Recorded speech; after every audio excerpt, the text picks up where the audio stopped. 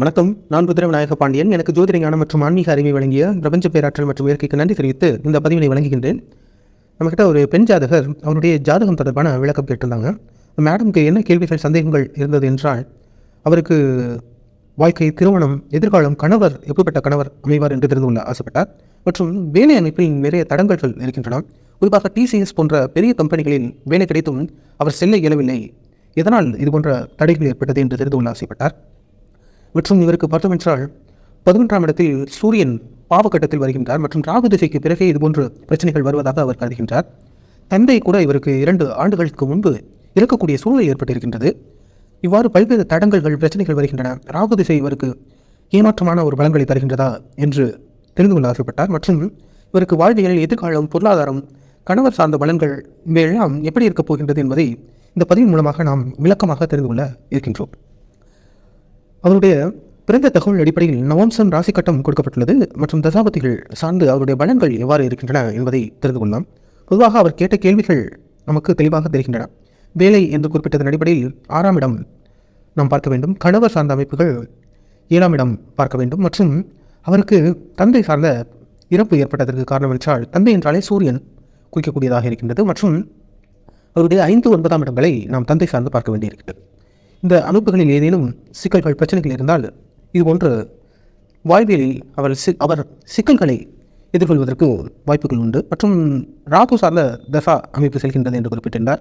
ராகு எந்த இடத்தில் இருக்கின்றார், மறைவு ஸ்தானத்தில் ஏதேனும் இருக்கின்றாரா என்பதையும் பார்க்க வேண்டும். இவருடைய நவாம்சத்தின் அடிப்படையில் பார்க்கும் பொழுது அவருடைய லக்னத்தில் இருந்து 4ஆம் இடத்தில் சந்திரனும் செவ்வாயும் இருக்கின்றனர். 5இல் மாந்தியும், 6ஆம் இடத்தில் பார்த்தோம் என்றால் புதன், குருவும், கேதுவும் இருக்கின்றார்கள். 6ஆம் இடத்தில் 3 கிரகங்கள் சேர்ந்து இருக்கக்கூடியது அவருக்கு வேலை சார்ந்த 6ஆம் இடத்தில் இருக்கக்கூடிய ஒரு கிரக அமைப்புகளை அதன் மீது இருக்கக்கூடிய ஒரு வகையான சிக்கல்களை எடுத்துக்காட்டத்தான் செய்கின்றன. மற்றும் 9ஆம் இடத்தில் சுக்கிரனும், 10ஆம் இடத்தில் சூரியன் ஆட்சியாகவும், 11இல் சனியும், 12இல் ராகுவும் வரையக்கூடிய அமைப்பை பெற்றிருக்கின்றார்.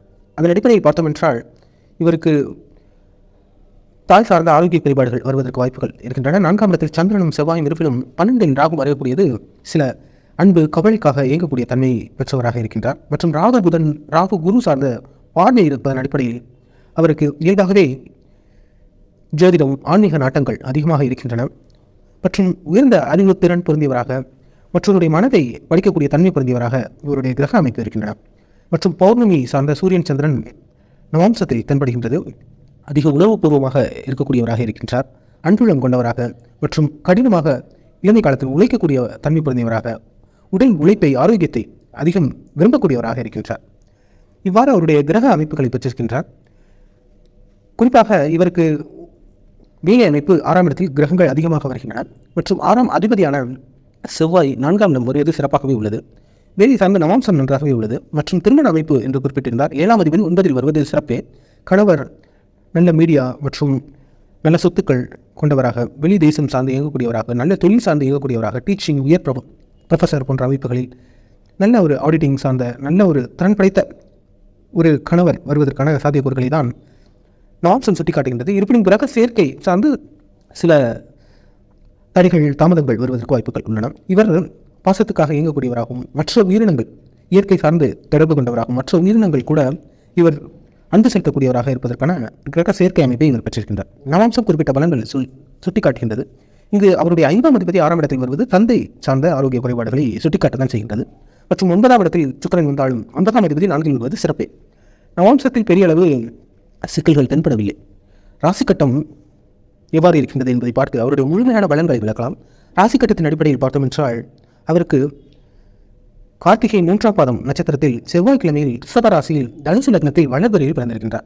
அவருடைய லக்னத்திலிருந்து 2ஆம் இடத்தில் செவ்வாய் உச்சமாக கேதுவுடன் சேர்ந்திருக்கக்கூடிய கிரக அமைப்பு பெற்றிருக்கின்றார். கிட்டத்தட்ட செவ்வாய் 2 மற்றும் லக்னம் சார்ந்து இயங்கக்கூடியதாக இருக்கின்றது. 3ஆம் இடத்தில் மாந்தி இருக்கின்றது. அவருடைய 5ஆம் இடத்தில் குருவும் சனியும் சேர்ந்து வக்ரமாக இருக்கக்கூடிய கிரக அமைப்பை பெற்றிருக்கின்றார். 6இல் அவருக்கு சந்திரன் உச்சமாக இருக்கின்றது. சூரியன் அவரை பார்ப்பதன் அடிப்படையில் இவர் பூர்ண பௌர்ணமி யோகத்தில் பிறந்திருக்கின்றார். மற்றும் 8ஆம் இடத்தில் ராகுவும், அவருடைய 11ஆம் இடத்தில் சுக்கிரன் நீச்சமாக இருக்கின்றது. 12ஆம் இடத்தில் 10ஆம் இடத்தில் சுக்கிரன் நீச்சமாக இருக்கின்றது. 11ஆம் இடத்தில் புதன் வக்ரமாகவும், 12ஆம் இடத்தில் சூரியன் மறையக்கூடிய அமைப்பை பெற்றிருக்கின்றார். சூரியன் கிட்டத்தட்ட பார்த்தோம் என்றால் அவர் 11 மற்றும் 12 சார்ந்து இயங்கக்கூடியவராக இருக்கின்றார். அவர் பாவக்கட்டத்தில் சூரியன் 11ஆம் இடம் வருகின்றது என்று குறிப்பிட்டிருந்தார். அவ்வாறு அவர் டிகிரி அமைப்பில் அவர் 11, 12 சார்ந்து இயங்கக்கூடியவராக இருக்கின்றார். இருப்பினும் அவர் 12இல் மறைவதுதான் அவருக்கு சரியான கிரக அமைப்பாக இருக்கின்றது. அதன் அடிப்படையில் பார்த்தோம் என்றாலே தெளிவாக தெரிகின்றது. அவருக்கு 2ஆம் இடத்தில் அதிபதியான சனி நீச்சமாக இருந்தாலும் 5ஆம் இடத்தில் யோக பலன்கள் நன்றாக தொழில்நுட்பம் கல்வி சார்ந்து சிறந்த விளங்கக்கூடிய தன்மை பொருந்தியவராக அவருடைய லக்னாதிபதியே 5ஆம் இடத்தில் வருவது அவருக்கு சில கல்வி நாட்டத்தையும் பெரிதாக கற்றுக்கொள்ள வேண்டும் என்ற தன்மையையும் தொழில்நுட்பம் சார்ந்து இயங்கக்கூடியதும் நல்ல போதிக்கக்கூடிய கலை ஆர்வம் கொண்டவராகவும் மற்றும் இதற்கு காதல் போன்ற ஈடுபாடு இருந்தாலும் வெற்றி கிடைப்பதற்கான வாய்ப்புகள் இருக்கத்தான் செய்கின்றன. மற்றும் டீச்சிங் போன்ற அமைப்புகளையும் இவரால் சிறந்து விளங்க முடியும். அதன் அடிப்படையில் லக்னாதிபதி 5ஆம் இடத்தில் வருவது இளமை காலத்தில் இவர் சார்ந்த பலன்கள் இவருக்கு தந்தைக்கு செல்வதற்கான தந்தையுடைய ஆரோக்கியத்தை நீடிப்பதற்கு அவர் சார்ந்த பலன்களை அடைவதற்கு சாத்தியக்கூறுகளை ஏற்படுத்தும். 2ஆம் அதிபதி நீச்சமாக இருப்பதால் சற்று குடும்ப பிரச்சனைகள் இருந்தாலும் செவ்வாயின் கீழும் செவ்வாய் உச்சமாக இருக்கின்றார். அது ஒரு பரிவர்த்தனை யோகமாக இருக்கின்றது. செவ்வாய் சனி சார்ந்த பரிவர்த்தனை யோகம். அதன் அடிப்படையில் குடும்பம் மற்றும் தந்தை சார்ந்த சில பிணக்குகள் இருக்கத்தான் செய்யும். ஆனாலும் பரிவர்த்தனை யோகம் சிறப்பாகவும் உள்ளது. மற்றும் இவருக்கு நிறைய இன்ட்யூஷன்ஸ் இருக்கும். நடக்கக்கூடிய விஷயங்களை புரிந்து கொண்டு அதன் அடிப்படையில் தன்னை மேம்படுத்திக் கொண்டு அதை சார்ந்து இயங்கக்கூடிய வலிமை பெற்றவராக இருப்பார். மற்றும் வாழ்வில் பலன்கள் நீண்ட கால பலன்களை அனுபவிக்கக்கூடிய தன்மை பொருந்தியவராக இருப்பார். எதையுமே குறுகிய கால நோக்கத்தோடு பார்க்காமல் நீண்ட கால நல்ல பலன்களோ கெட்ட பலன்களோ அதுவும் சனி நீச்சமாக இருக்கான நல்ல பலன்களை நீண்ட காலமாக அனுபவிக்கக்கூடிய தன்மை பொருந்தியவராக இருக்கின்றார். மற்றும் இதற்கு அன்பிலம் கொண்டவராக உணர்வுகளை கையாளக்கூடிய தன்மை பொருந்தியவராக பிரச்சனைகளை எதிர்கொண்டு சரி செய்யக்கூடிய உயர் வாழ்க்கை லட்சியங்கள் கொண்டு இயங்கக்கூடியவராக உயர்ந்த சிந்தனை கொண்டவராகவும் இவருடைய கிரக அமைப்பை பெற்றிருக்கின்றார். இவர் பிறக்கும் பொழுது சூரிய திசை 2 வருடம் 3 மாத இருப்பு இருக்கின்றது. இவருக்கு புதன் குரு சனி சார்ந்த பார்வை இருக்கின்றது. செவ்வாய் நன்றாக இருப்பதனால் இவருக்கு மருத்துவ தொடர்பும் நன்றாகவே வருவதற்கு வாய்ப்புகள் இருக்கின்றன. அதே போல செவ்வாய் உச்சமாகவும் லக்னாதிபதி குருவாகவும் இருப்பதனால் இவருக்கு எதையும் சட்ட தொடர்புகளும் வருவதற்கு வாய்ப்புகள் இருந்தாலும் அதை திறன்பட எதிர்கொள்ளக்கூடிய தன்மை பொருந்தியவராக இவருடைய கிரக அமைப்பு இருக்கின்றது. மற்றபடி ராகுவும் செவ்வாயும் சார்ந்த பார்வை அமைப்பும் இருக்கின்றது. அதன் அடிப்படையில் இவருக்கு அனைத்துமே ஒரு நல்ல திறன் பொருந்தியவராகவும் மற்றும் கேது செவ்வாய் 2ஆம் இடத்தில் வருவது தன்னை அழகுபடுத்திக் கொள்வதில் ஆடை அலங்காரம் ஆபரணம் சார்ந்து அதிக விருப்பம் கொண்டவராகவும் மற்றும் வீடு வாகனம் சொத்துக்கள் சார்ந்த தன்னை இலக்குகள் கொண்டவராகவும் அதை சிறப்பாக செயல்படுத்தி வாழ்வில் முன்னேற்றமான பலன்களை அனுபவிப்பதற்காக பிறந்தவராக இவருடைய கிரக அமைப்புகள் இருக்கின்றன. குறிப்பாக இவருக்கு வேலை சார்ந்த பிரச்சனை என்று குறிப்பிட்டிருந்தார். வேலை என்றாலே 6ஆம் இடத்தில் சந்திரன் உச்சமாக இருந்தாலும் கூட அவருடைய 6ஆம் அதிபதியான சுக்கிரன் அவருக்கு 10ஆம் இடத்தில் நீச்சமாக இருக்கின்றார். அதன் அடிப்படையில் இவருக்கு அரசு சார்ந்த தொடர்புகள் தொழில் அமைப்புகள் அனைத்தும் இவருக்கு சிறந்த பலன்களை கொடுக்கக்கூடியதாக இருக்கும். மக்கள் பணி பொதுப்பணி சார்ந்து இவர் இருக்கக்கூடிய இடத்தில் ஒரு 100-200 பேருக்கு அந்த அளவுக்கு இவர் ஒரு சர்வீஸ் கைண்ட் ஆஃப் ஒர்க் பல்வேறு தரப்பான மக்களுக்கு வேலை செய்யக்கூடிய தன்மை ஒரு அரசு வேலையில் கிடைக்கும், தொழில் அமைப்பில் கிடைக்கும். அவ்வாறு இயங்கக்கூடிய தன்மை ஒரு அரசியல் சார்ந்த ஈடுபாடுகள் அனைத்தும் இவருக்கு நல்ல அனுபவ பலன்களை கொடுக்கக்கூடியதாக இருப்பதாக இருக்கும். மற்றும் 6ஆம் அதிபதி நீச்சமாக இருந்தாலும் சந்திரன் நிச்சயமாக 6ஆம் இடத்தில் வருகின்றார். கிட்டத்தட்ட டிகிரி அமைப்பில் அவர் 6 மற்றும் 5 சார்ந்து வருகின்றார்.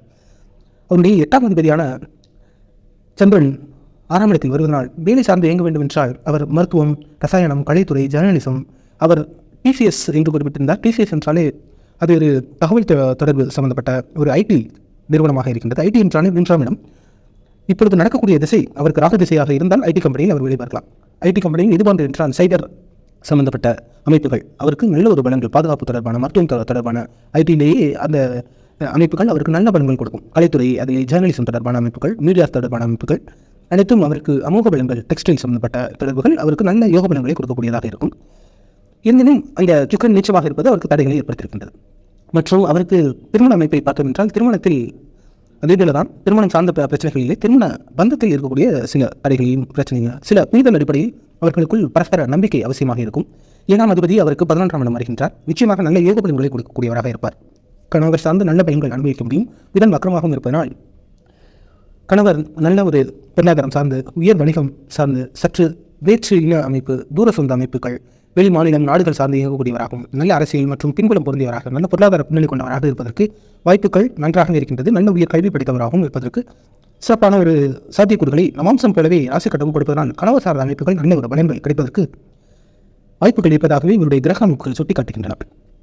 இவருக்கு தந்தை சார்ந்து குறிப்பிட்டிருந்தார். அதேபோல இவருக்கு 5ஆம் இடத்தில் நீச்ச யோகம் இருப்பதன் அடிப்படையில் இவருக்கு தந்தை சார்ந்த இளமை கால பருவம் பலங்கள் நன்றாக இருந்திருக்கும். தந்தையும் இவர் சார்ந்து நிறைய பலன்களை பெற்றிருப்பார்.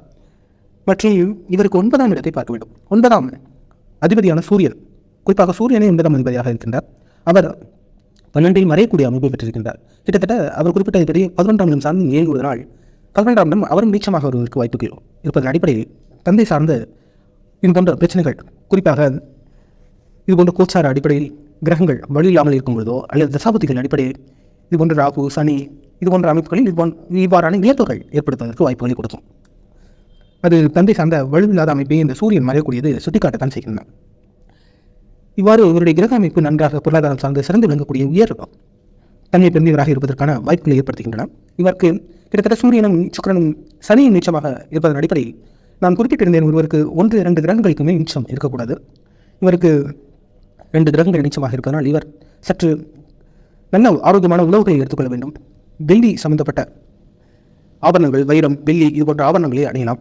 இதேபோல உடலில் ரசாயன ஒவ்வாமை ஏதேனும் இருக்கின்றதா என்பதை, அசிடிட்டி சம்பந்தப்பட்ட பிரச்சனைகள் இருக்கின்றதா என்பதை பார்த்து உணவு பழக்க வழக்கங்களை மேம்படுத்திக் கொள்ள வேண்டும். உடலில் வியர்வை வரும் அளவுக்கு தினமும் சூரிய நமஸ்காரம் செய்வது மிக மிக சிறப்பான ஒரு பலன்களை கொடுக்கக்கூடியதாக இருக்கும். அதேபோல தங்கம் அணிவதாக இருக்கட்டும், காப்பர் போன்ற அணிகலன்கள் சிறந்த பலன் மற்றும் நல்ல காற்றோட்டமான இயற்கை தொடர்புகள் சிறப்பான பலன்கள். சனி என்றாலே மனக்குழப்பங்கள், சஞ்சலங்கள் ஏற்படுத்துவதனால் இசை, புத்தக நாட்டங்கள், அதுபோன்ற மந்திரங்கள் படிப்பது, அஃபர்மேஷன் சொல்வது, கடவுள் நம்பிக்கை எல்லாம் இவருக்கு நல்ல ஒரு பலன்களை கொடுக்கக்கூடியதாக இது போன்ற பிரச்சனைகள் இருந்து விடுபடுவதற்கு சாத்தியக்கூறுகளை ஏற்படுத்தும். மற்றபடி நல்ல உயர் வாழ்வு வாழக்கூடிய தன்மை பெறுவதாக இருக்கின்றார். இவருக்கு தசாபதி அடிப்படையில் பார்க்கும்பொழுது இவருக்கு முதலில் சூரியன் திசை 2 வருட காலம் இருந்திருக்கின்றது. அடுத்து சந்திரன், அடுத்து செவ்வாய், 2012 வரை சந்திரன், அடுத்தது செவ்வாய் 2019 வரைக்கும் இருந்திருக்கின்றது. தற்பொழுது அவருக்கு ராகு 2037 வரைக்கும் ராகு தான். அதற்கு அடுத்து குரு வருகின்றார். குரு அவருக்கு 5ஆம் இடம் சிறப்பான பலன்களில் நிச்சயமாக குரு திசை வழங்கும், அதில் மாற்றமே இல்லை. இந்த ராகு திசை பார்த்தோம் என்றால் அவருக்கு ஐடி துறையில் தான் இந்த காலகட்டம் சிறந்து விளங்க முடியும். ஐடி, அதாவது கலைத்துறை, மீடியா துறை, சட்டம், காவல் சார்ந்த துறைகள், பாதுகாப்பு சம்பந்தப்பட்ட துறைகள், மருத்துவம் சம்பந்தப்பட்ட ரசாயனம் தொடர்பான ஜெர்னலிசம், கலைத்துறை, பெண்ணியம் தொடர்பான துறைகள் அனைத்தும் இவருக்கு சிறந்த யோக பலன்களை கொடுக்கக்கூடியதாக இருக்கும். இது பார்த்தோம் என்றால் இவருக்கு 2 வருடங்கள் முன்பு தந்தை இருந்தார் என்று குறிப்பிட்டிருந்தார். அதன் அடிப்படையில் இவருக்கு ராகு சார்ந்த குரு திசையில், குரு புத்தியில் தான் இவருக்கு தந்தை இருக்கக்கூடிய நிலை ஏற்படுகின்றது. ராகு குரு 5ஆம் இடம் சார்ந்து வருவதனால் இந்த ஒரு இழப்புகள் ஏற்பட்டிருக்கின்றன. அடுத்ததாக இவருக்கு நடப்பையில் சனி, ராகு சார்ந்த சனி சென்று கொண்டிருக்கின்றது. இந்த காலகட்டம் அவர் மனதளவில் அதிகமாக இயங்கக்கூடியவராக இருப்பார். அடுத்தவருடைய மனதை புரிந்து கொண்டு அதன் அடிப்படையில் தன்னை மேம்படுத்தி இயங்கக்கூடிய தன்மை பகுதியவராக இருப்பார். சனி நீச்சமாக இருப்பதனால் குடும்ப பிணக்குகள் இருக்கும் மற்றும் தந்தை சார்ந்த இயக்கம், கவலைகள் இருக்கும், காதல் வருவதற்கான வாய்ப்புகள், புதிதாக கற்றுக்கொண்டது தொழில்நுட்பம் சார்ந்து இயங்கக்கூடிய வாய்ப்புகள் அனைத்தும் இந்த காலகட்டம் அவருக்கு ஏற்படும். குழந்தைகள் சார்ந்த இயக்கம் அனைத்தும் உண்டு. இருப்பினும் அவருக்கு இந்த 2027 வரை சற்று கவனம் தேவை இருக்கின்றது. 2027க்கு பிறகு பிறந்து நிச்சயமாக அவருக்கு திருமணம் அமையும், குழந்தைகள் சார்ந்த வாய்ப்புகள் அனைத்தும் இவருக்கு பிரகாசமாக இருக்கின்றன. இந்த காலகட்டம் அவர் சற்று இருக்கக்கூடிய இடத்திலிருந்து தள்ளி இருக்கக்கூடிய அமைப்பும் அவருக்கு நல்ல பலன்களை கொடுக்கும். நான் குறிப்பிட்டபடி அவருக்கு வேலை என்று பார்த்தோம் என்றால் இந்த காலத்தில் இவ்வாறான செயல்பாடுகள் அவருக்கு நல்ல பலன்களை தரும். மற்றும் இவர் அரசு சார்ந்த முயற்சிகள், தொழில் சார்ந்த முயற்சிகள் இவ்வாறு ஈடுபட்டாலும் அவருக்கு சிறப்பான பலன்கள் கொடுக்கக்கூடியதாக இருக்கும். 2037 வரை ராகு திசையே இருப்பதனால் அவர் ராகு திசையை நன்றாக 8ஆம் இடத்தில் இருக்கின்றார். ஏதேனும் விபத்துகள், பிரச்சனைகள் ஏற்படுத்துவார் என்று நினைக்காமல் அது சார்ந்த நல்ல பலன்களை எப்படி அறுவடை செய்வது என்று பார்க்க வேண்டும். இந்த காலகட்டத்தில் இதுபோன்ற தொடர்புகள் நல்ல சைபர், மருத்துவம், பாதுகாப்பு, ரசாயனம் தொடர்பான கலைத்துறை, மீடியா, ஜேர்னலிசம் தொடர்பான துறைகளில் இவரால் சாதிக்க முடியும். அதன் அடிப்படையில் அவ்வாறு இயங்குவது நல்ல பலன்களை கொடுக்கக்கூடியதாக இருக்கும். இந்த காலகட்டம் திடீர் அதிர்ஷ்டம், வாய்ப்புகள், ஆப்பர்ச்சுனிட்டிஸ், எதிர்பாராத ஒரு வாய்ப்புகள் எல்லாம் அவருக்கு சிறப்பாக கிடைக்கும் என்பதை தெரிந்து கொண்டு அதை நலிந்து இல்லாமல் செவனை செயல்படுவது சாலை சிறந்ததாக இருக்கும். மற்றபடி பெரிய அளவுக்கு பாதிப்புகளை அவர் கொடுப்பார் என்றால் சில பிரச்சனைகள் இருக்கும். அதன் அடிப்படையில் நாம் அதையும் நினைக்காமல் நாம் தைரியமாகவும் நம்பிக்கையுடன் முன்னெடுத்து செல்லும்போது நிச்சயமாக நல்ல பலன்கள். ராகு லட்சுமி நரசிம்மரை வழிபடும் பொழுது நல்ல ஒரு யோகமான பலன்களை கொடுப்பார். மற்றும் நவகிரக வழிபாடுகளும் நல்ல பலன்களை தரும். நிச்சயமாக இந்த காலகட்டத்தில் அவர் திருமணத்திற்கு முன்பு வரை அந்த ஊதா நிற கற்களை அணிந்து கொள்வது, நீல நிற கற்களை அணிந்து கொள்வதாக இருக்கட்டும், நல்ல பலன்கள் கொடுக்கக்கூடியதாக இருக்கும். அல்லது பொதுவாகவே இவர் ஆரஞ்சு நிற கற்கள், சுக்கரன் நிச்சயமாக இருக்கணும், ஆரஞ்சு, மஞ்சள் நிற கற்களை இவர் அணிந்து கொள்வது நல்ல ஒரு பலன்களை கொடுக்கக்கூடியதாகவே இருக்கும். இவர் வாழ்க்கை எதிர்காலம் அனைத்தும் சிறப்பாகவே இருக்கின்றது. இந்த காலகட்டம் அதை நினைக்காமல் தைரியமாக இவர் நம்பிக்கையுடன் செயல்படும் பட்சத்தில் இவருடைய வாழ்க்கை பிரகாசமாக இருக்கின்றது. இவர் எதிர்பார்த்தபடி கணவர், இவருடைய வேலை அமைப்புகள், வாழ்வியல் முன்னேற்றங்கள், பொருளாதாரம், குடும்பம் என்று அனைத்தும் பெற்று சிறப்பாக வாழ இவர் நன்மதிப்புடன் நல்ல ஒரு முன்னேற்றமான வளர்ப்பை அனுபவிக்க இறைவனும் அவருக்கு ஆசீர்வாதம் வழங்குவார். இவர் வாழ்வின் சீரும் சிறப்புமாக வாழ நாமும் அவருக்காக பிரார்த்திப்போம் என்று கூறிக்கொண்டு இந்த பதிவினை நிறைவு செய்கின்றேன். இதுபோன்ற ஜாதகம், ஜோதிடம் தொடர்பான விளக்கப்பதிவில் உங்களை விரைவில் சந்திக்கின்றேன். புகையுள்ள காலமெல்லாம் புகையோடு வாழ்ந்திடுவீர். வையகம் செழிக்க வாழ்க வளமுடன்.